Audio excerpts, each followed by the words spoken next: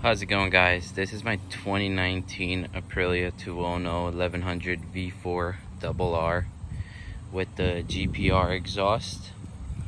I did remove this little cap, these 3 screws, and I took out the DB killer to make it a little bit louder, because with it inserted, it wasn't as loud.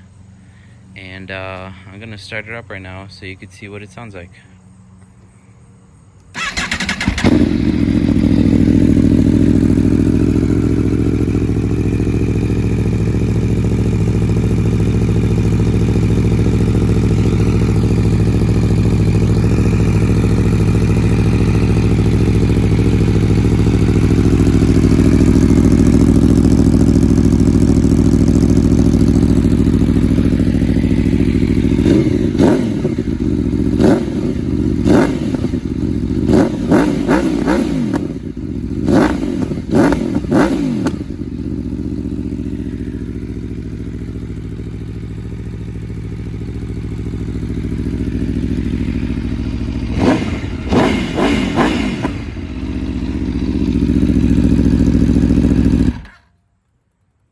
Sounds pretty damn amazing.